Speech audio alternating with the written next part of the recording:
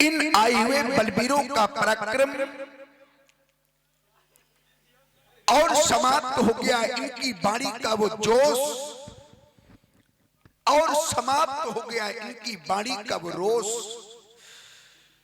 जो समय पूर्व मैंने देखा और अब ये परिणाम प्राप्त हो गया कि इन आए हुए दीप दीपांतर से महिपालों का बल और पराक्रम अब पराभव को प्राप्त हो गया। कुछ समय पूर्व मैंने अपने बंदी जनों के द्वारा अपनी प्रण की घोषणा प्रसारित करवाई। घोषणा को सुनते ही एक एक करके महिपाल आए और अपना अपना बल परीक्षण भगवान शंकर के पावन पिनाक पर करने लगे। परिणाम तमक ताक तक स्यो धनु धरहि उठे न कोटि भाति बल करहि तमक धर्यो धन मूढ़ नृप उठे न चले ल जाए। जब धनुष नहीं उठा तो लज्जित होकर, शर्मिंदा होकर, संकुचित होकर अपने अपनी मंचों में जा जा करके बैठ गए। बल परीक्षण के कुछ दृश्य मेरे सामने आ गए।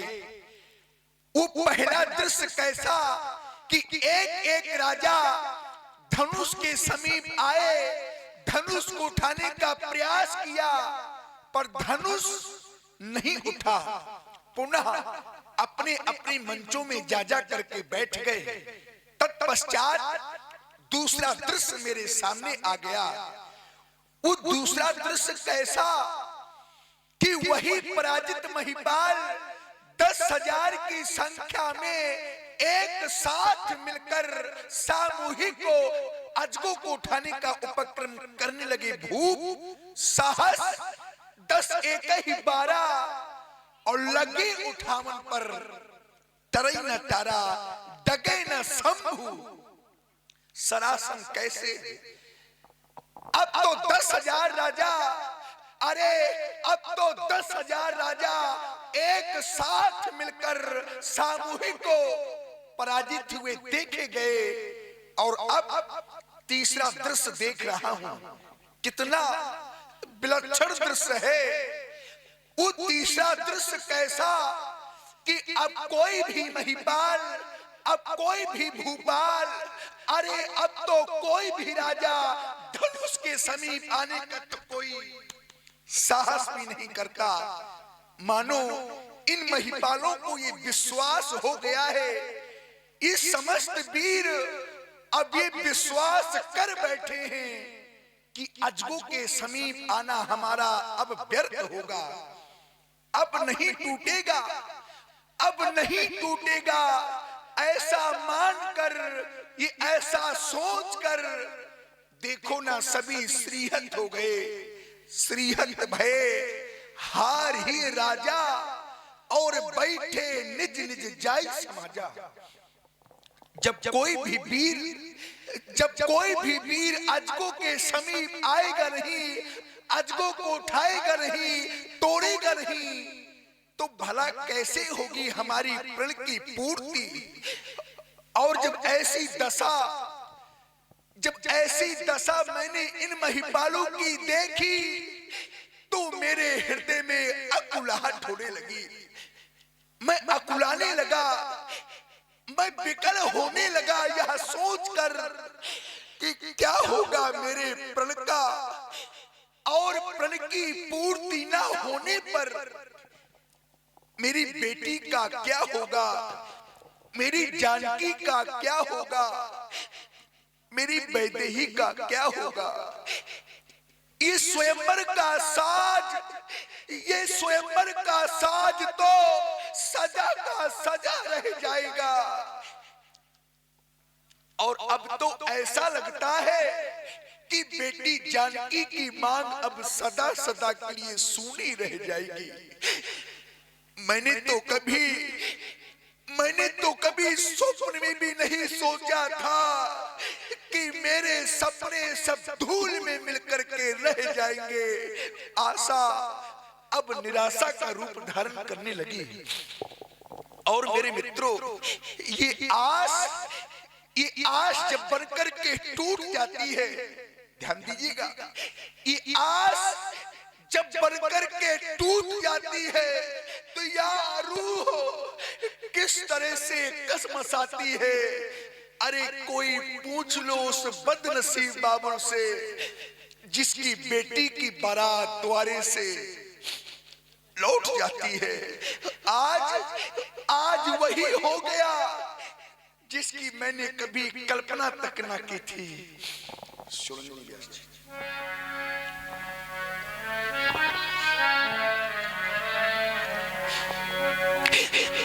दीपों दीपों के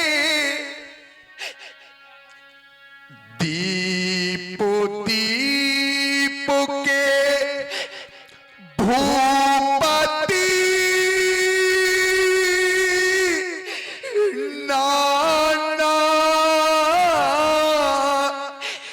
ये आए सुनी हम जो प्रण ठाना। ये सभी महिपाल, ये सभी भूपाल हमारे प्रण को ही सुनकर के आए हैं। इनमें से ऐसा कोई भी महिपाल नहीं जिसने हमारे प्रण को न सुना हो।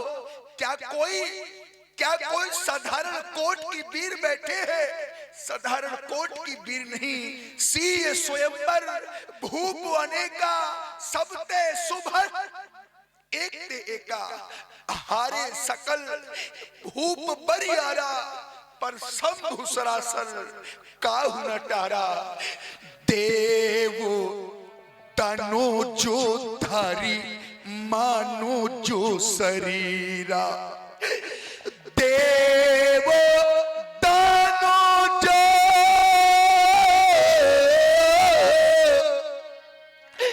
धारी मानो जो शरीरा।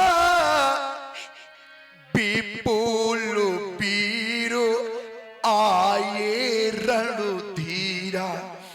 परंतु अब मुझे तो ऐसा लगता है, मुझे तो ऐसा प्रतीत होता है कि हमसे अपराध हो गया, भूल हो गई। हमें ऐसा प्रण नहीं करना चाहिए।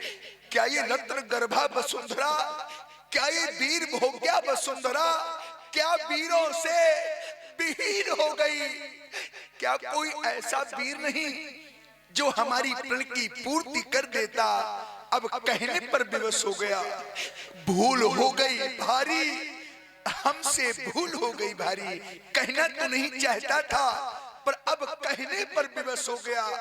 उपस्थित नृपालो, अब मैं एक सामूहिक घोषणा करने जा रहा हूं। आबो जन को माखे भट मानी।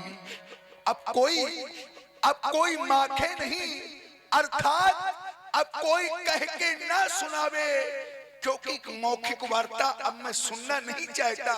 अगर वीर है तो आवे, वीरता दिखावे, धनुष को तोड़कर दिखावे तो वीर स्वीकार कर लूंगा।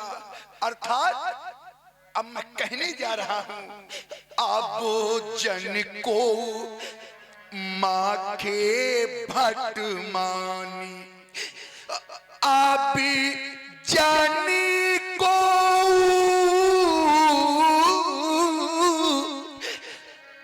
माखे भट मानी। क्योंकि पीरो बिहीनो मही मैं जानी। अब एक कार शेष बचा है। उपस्थित महिपालो, अब केवल एक कार शेष रह गया है। तजहु आस निज निज गृह जाहू। क्योंकि लिखा न विधि वैदेही विवाहू। अब मैं ऐसा मान लूंगा, मैं ऐसा सोच लूंगा कि विधाता ने मेरी बेटी के भाग्य में अब तो विवाह ही नहीं लिखा। उपस्थित नृपालो, अब अपने अपने गृह को प्रस्थान कर जाओ। बहुत से यहाँ पर बेटी के पिता उपस्थित है और बहुत से यहाँ पर वो बेटी की माताएं उपस्थित है, जिनके घरों में बेटियां है, जिन माताओं ने बेटियों को पाल पोस करके बड़ा किया है, क्योंकि बेटी के दुख को केवल बेटी वाली ही समझ सकते हैं। जिनके जीवन में भला बेटी ही नहीं, अरे जिनके आंगन में भला बेटी ही नहीं, वो क्या जाने कि बेटी का दुख होता क्या है। बेटी के दुख को केवल बेटी वाले ही समझ सकते हैं, क्योंकि सिद्धांत कहता है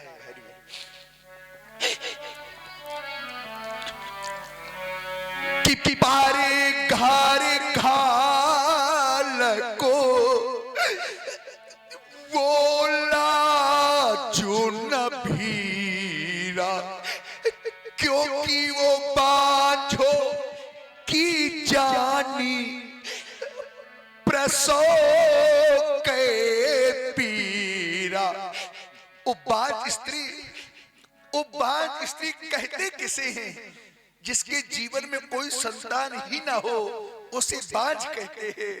बांझो की जानी प्रसव के पीरा, अर्थात मैं कहना क्या चाहता हूं उपस्थित महिपालों, जिसने कन्या जाई नहीं, जिसने कन्या जाई नहीं, वो कन्या का दुख क्या जाने। जिन पाँव बीमाई फटी ही नहीं, वो पीरो पराई क्या जाने। या तो मैं यह कह दूं, जिसने की बेटी विदा ही नहीं, जिसने कभी बेटी को विदा ही नहीं किया, वो क्या जाने कि विदाई का दुख होता क्या है। एक दृश्य मैंने देखा विदाई का, प्रातः काल का समय था। एक स्थान पर खड़े होकर के मैं उस दृश्य को देख रहा था। वह दृश्य था क्या? एक बेटी का पिता अपनी बेटी को विदा कर रहा था। पिता ने बेटी को अपने गोद में लिया, गोद में लेकर के डोली में बैठा दिया। बैठाने के पश्चात रोती हुई बेटी को पिता देखता रहा और समय आया कि वो पिता मूर्छा खाकर पृथ्वी पर गिर पड़ा। इतना कष्ट होता है, इतना दुख होता है जब एक पिता अपनी बेटी को अपने आप से दूर करता है। जिसने की बेटी, सुन रहे हैं आप लोग कारुणिक विलाप, प्रभावित हुए हैं बबलू जी सविता, आपकी तरफ से 51 रुपए श्री जनक जी के चरणों में भेंट है। भैया को बहुत बहुत साधुवाद। जिसने की बेटी पिता ही नहीं, जिसने की बेटी पिता ही नहीं, वो दुखो पिता का क्या जाने। जिसने कन्या जाई ही नहीं, वो कन्या का दुख क्या जाने। और सज्जनों, याद करिए वो समय, कल्पना कीजिए उस समय की जब समय आता है कन्यादान का, और बहुत से ऐसे पिता बैठे होंगे और बहुत सी माताएं बैठी होंगी जिन्होंने अपनी बेटी का कन्यादान किया होगा, जिस समय मंडप के नीचे बैठकर वो बेटी के माता पिता अपनी बेटी के पीले हाथ करते हैं और पीले हाथ करने के पश्चात अपनी बेटी का हाथ वर के हाथ में सौंप देते हैं, तो उस समय कैसा लगता है उस पिता को। और आप हैं रणवीर सिंह भदौरिया, आपने इस सुंदर कारुणिक विलाप पर प्रभावित होकर 51 पुष्पमुद्राएं जनक जी के लिए, और आप हैं भूरा सिंह तोमर, आपकी ओर से 50 रुपए जनक जी के लिए भेंट है। भैया को बहुत बहुत साधुवाद। कैसा लगता है उस समय उस माँ को और कैसा लगता है उस पिता को। उस समय तो ऐसा लगता है कि आज मेरी बेटी नहीं, मानो कि कोई कलेजा निकाल कर लिए जा रहा है। और समय आता है विदाई का। बहुत से ऐसे पिता बैठे होंगे, वो माताएं बैठी होंगी जिन्होंने अपनी बेटी को विदा किया होगा। विदाई की संपूर्ण तैयारियां हो जाती हैं बंधुओं, विदाई की संपूर्ण तैयारियां हो जाती है। बेटी तैयार होकर के एक स्थान पर बैठी होती है, लेकिन होता क्या है कि बेटी के कानों तक एक आवाज आती है। ध्यान देना, बेटी के कानों तक एक आवाज आती है। कोई कहता है अरे समय हो गया है विदाई का, अब विलंब क्यों हो रहा है। जैसे जैसे सुहाग को बेटी सुन लेती है, बस फूट फूट करके रोने लगती है। बेटी अपनी माँ की समीप जाती है, माँ माँ कहकर माँ के छाती से लिपट करके रोने लगती है। और माँ से बेटी कहती है, माँ मेरे पिताजी कहाँ है, मेरे पिता को मेरे सम्मुख लेकर के आओ। एक व्यक्ति जाता है, बेटी के पिता को लेकर के आता है। बेटी का पिता आ तो जाता है, लेकिन जैसे वो पिता अपनी बेटी को रोता हुआ देख लेता है, एक क्षण बेटी के सन्मुख रुक नहीं पाता। करता क्या है, चला जाता है दूर, चला जाता है दूर और एक स्थान पर बैठ जाता है और फूट फूट करके रोता है। बेटी चारों ओर अपने पिता को देखती है, लेकिन पिता सोचने लगता है कि ये बेटी विदा हो रही है, अगर बेटी के सन्मुख जाकर के बेटी को विदा नहीं करूंगा। पिता खड़ा हो जाता है और चल पड़ता है अपनी बेटी की ओर। बेटी भी आगे बढ़ जाती है। जैसे जैसे रोती हुई बेटी अपने रोती हुए पिता को देख लेती है, बस दौड़ी दौड़ी जाती है, पिताजी पिताजी कहकर पिता के छाती से लिपट करके रोने लगती है।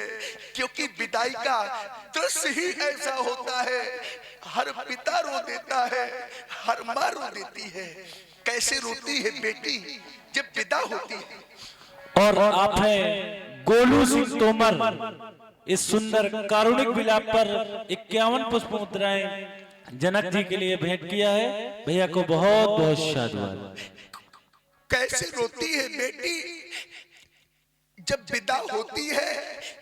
उस दृश्य को आप लोगों ने देखा होगा। आचार्य प्रमाणित करते हैं व्यास जी कि बाहुरी बाहुरी बेटा ही महतारी और कहाई पीरंची रची का तो नारी। कैसे रोती है बेटी अपने माँ से लिपट लिपट कर माँ के समीप जाती है, माँ के हृदय से लिपट जाती है और माँ माँ अपनी बेटी को अपने आंचल से भर लेती है। तब लिपट लिपट कर माँ से रोवे बेटी, तब लिपट लिपट कर माँ से रोवे बेटी, तब वो माँ व्याकुल हो जाती है। और वो माँ करती क्या है, बेटी के मुख को चूम चूम छाती से उसे लगाती है। बेटी जब अपनी माँ को देखती है कि माँ रो रही है, तो रोती हुई बेटी अपनी माँ से कहने लगती है, माँ, अरे माँ तू क्यों रो रही है? हर बेटी को एक ना एक दिन अपनी माँ को छोड़कर, अपने पिता को छोड़कर के जाना ही पड़ता है, क्योंकि ऐसा तो विधाता का नियम है। माँ, बेटी अपनी माँ से कहने लगती है, माँ के आंसुओं को पोंछने लगती है, माँ मेरी माँ, तू क्यों रोती है? बेटी कहती है, माँ मेरी माँ, तू क्यों रोती है? क्योंकि बेटी पराया धन होती है। माँ कहती है, बेटी मैं जानती हूं कि बेटी पराया धन होती है।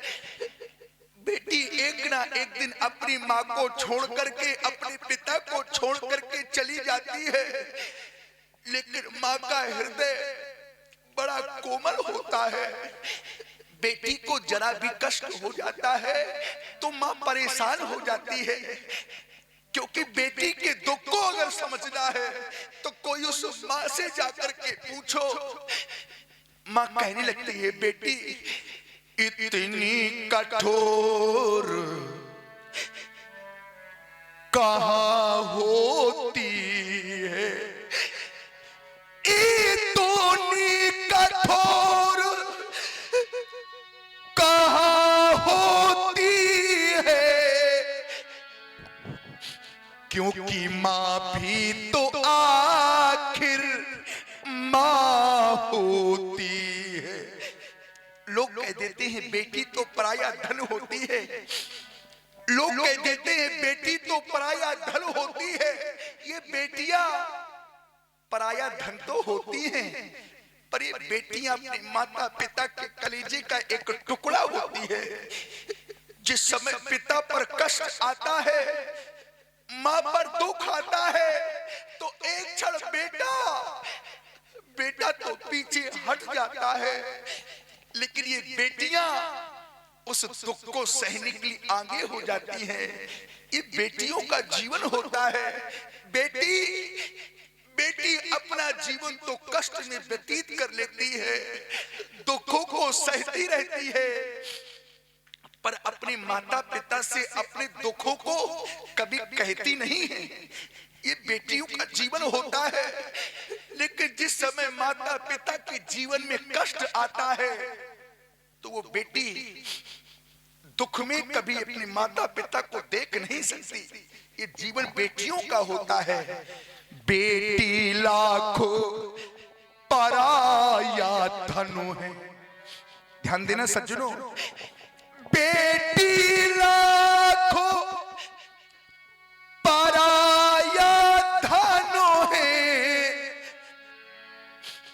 बेटी हृदय का टुकड़ा होती है। मिश्रा जी, बेटी हृदय का टुकड़ा होती है, और कीमत वही समझते हैं जिनके घर बेटी होती है। और सज्जनों, बेटा, लोग कह देते हैं बेटा हमें बड़ा प्रिय है, यदि बेटा हमसे दूर हो जाता है तो बेटा के बिन रहा नहीं जाता। बेटा आंखों का तारा है, बेटी बेटी नैनों की ज्योति है। वो घर मंदिर बन जाता है जिस घर में बेटी होती है। घर में अगर बेटा हो जाए, घर में अगर बेटा हो जाए तो ये तो भाग्य की बात होती है। भाग्यशाली होते हैं वो लोग जिनके घर में बेटा होता है। घर में और आप हैं चाचा जी शिवमंगल सिंह तोमर, आपने इस कारुणिक विलाप को देख करके प्रभावित हुए हैं। आपने 51 पुष्प मुद्रा श्री जनक जी के चरणों में भेंट किया है। बहुत बहुत साधुवाद। घर में अगर बेटा हो जाए तो ये तो भाग्य की बात होती है, और अगर बेटी हो जाए तो ये भाग्य की नहीं, ये तो सौभाग्य की बात होती है। लेकिन दुर्भाग्य है कि जिस समय बेटा होता है तो लोग खुशियों से भर जाते हैं। विधाता ने पुत्र दिया है, बेटा दिया है, खुशियां मनाते हैं, सहनाइयां बजवाते हैं। जिस समय घर में बेटा हो तो जाकर के उस घर का माहौल देख लेना, चेहरे देख लेना, कितनी प्रसन्नता होगी उस घर में। अरे दुर्भाग्य केवल यही है कि जब बेटा होता है तो खुशियां मनाते हैं। अरे दुर्भाग्य है कि जिस समय बेटी होती है तो लोग शोक मनाने लगते हैं। क्या बेटी का होना, आप लोगों से प्रश्न है हमारा, क्या बेटी का होना क्या कोई दुर्भाग्य है? अरे बेटियों का होना दुर्भाग्य नहीं, बेटियों का होना तो सौभाग्य है मेरे मित्रों। क्योंकि ये बेटियां ही नहीं होगी तो भला ये संसार होगा? उत्तर मिला नहीं होगा। अरे इतना स्वार्थी संसार है कि बहू चाहिए, किसी की बेटी चाहिए, लेकिन अपनी बेटी। हेलो, विदय जी के करुण विलाप पर शेरू भैया की सिस्टर ने 51 पुष्प मुद्राएं भेंट की है। बहन जी को बहुत बहुत साधुवाद, धन्यवाद। हाँ, हेलो हेलो, हाँ, हमारे बड़े भैया श्री रुद्रदत्त तिवारी जो कि सिलमी खागा फतेहपुर से हैं, और वो लीला का लाइव प्रसारण रात से देख रहे हैं। लीला भी देख रहे हैं कि रात से कैसी लीला हुई है। खैर, ये इतने वर्तमान में बोकारो झारखंड से लीला का लाइव प्रसारण देख रहे हैं, जो CISF में तैनात हैं। उन्होंने विदेराज जनक जी के चरणों में 51 पुष्प मुद्राएं दी हुई हैं। भैया को बहुत बहुत धन्यवाद। व्यास जी, इनका भी जीवन रामलीला के प्रति बहुत समर्पण है। हर प्रतिदिन, हाँ, प्रतिदिन इनका जो है पात्रों के लिए पुरस्कार बहुत बड़ा आता है। समर्पण है और साधुवाद है। जिस समय बेटा होता है तो लोग खुशियां मनाते हैं और बेटी के होने पर शोक मनाते हैं। सौभाग्य की शाखा में ये खिलती है बेटी, सौभाग्य की शाखा में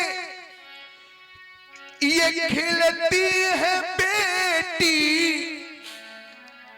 और भाग्य अगर अच्छा हो तो मिलती है बेटी, भाग्य अगर अच्छा हो तो मिलती है बेटी।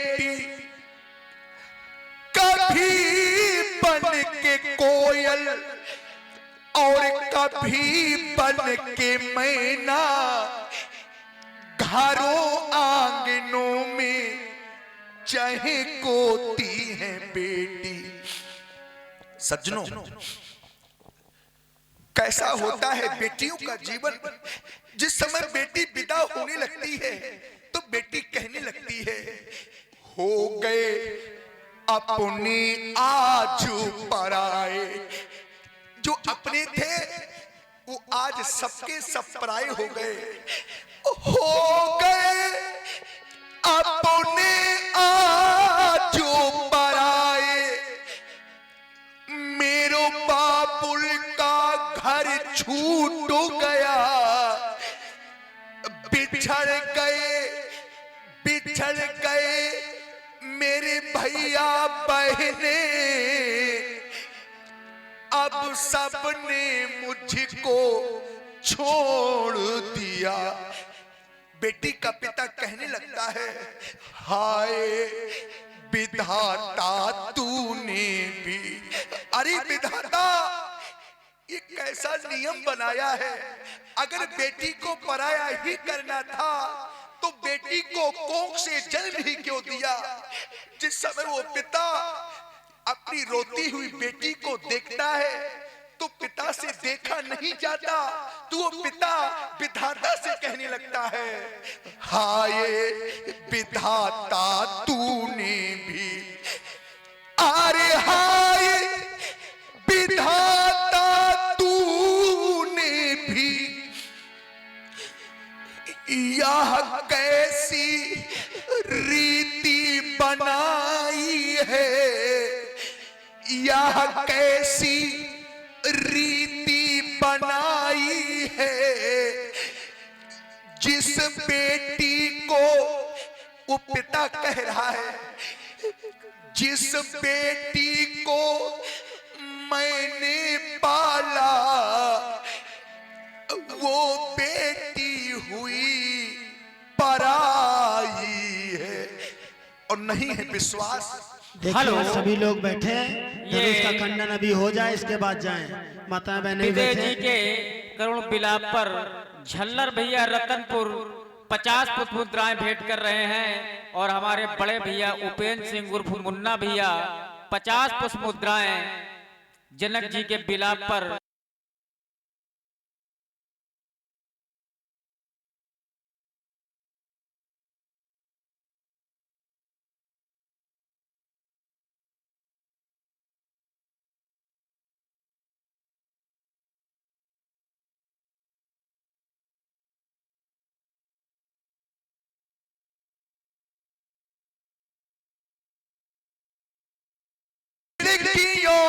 को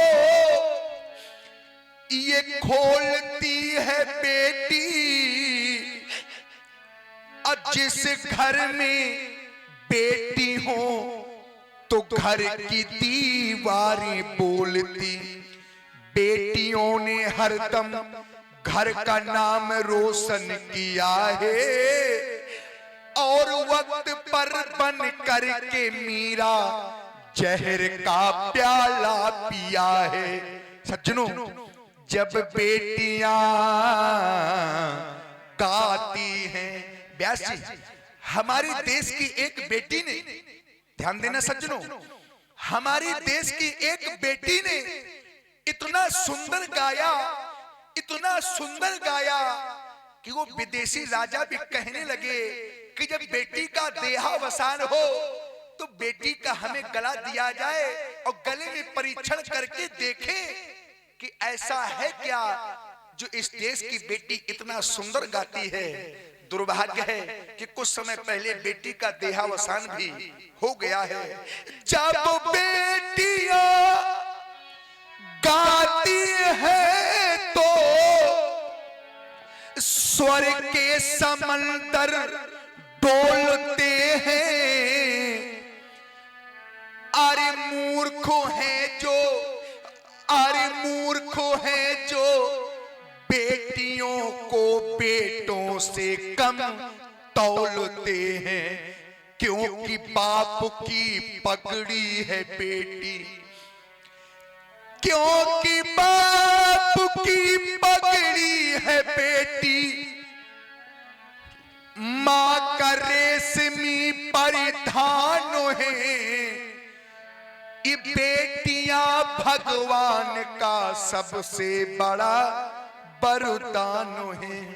बेटी, आज के 1 वर्ष पहले तुमने विशाल आयुध को अपने बाम कर से न उठाया होता तो ये प्रण में कदापि न करता।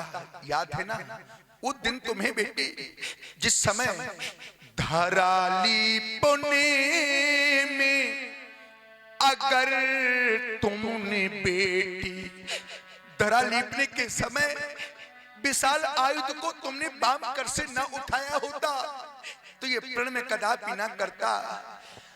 धराली पुणे में अगर तुमने बेटी ये धनुआ जो कर में उठाया न होता, ये धनुआ जो कर में उठाया न होता, तो सच कहता बेटी ये मेरे हृदय में धनुर्भंग का भाव आया न होता, धनुर्भंग का भाव आया न होता। और बेटी, न कैलाशो ताज कर शिवानाथ आते, और मुझसे कठिन प्रण कराया न होता, मुझसे कठिन प्रण कराया न होता। ये जग में हंसी जो आज ये सारे संसार में एक पिता का परिहास हो रहा है, ये जग में हंसी न होती हमारी, और धनुष यज्ञ को हमने रचाया न होता। और अंत में कहना पड़ गया, अब हुई न मेरी प्रण की पूर्ति, और न रह गई इन वीरों में स्फूर्ति। देखो देखो मिथिला वासियों, देखो देखो महिपालो, मेरी बेटी की ओर रह गई मेरी सुषमा मूर्ति। ये उजड़ता जाता मेरा बाग, अब ना बजेगा कोई राग, अब जाओ यहां से भाग, क्योंकि धनुष भंग, ये धनुष भंग अब हो न सका, ये सभा करा दो भंग, क्योंकि निकल गया मिथिलेश की रंग अवनी का रंग। सचियो सभा समाप्त करा दो, सीता की सखियों ले जाओ बेटी सीता को। जनक बचन सुनी सब नर नारी, देखी जाने की भय दुखारी।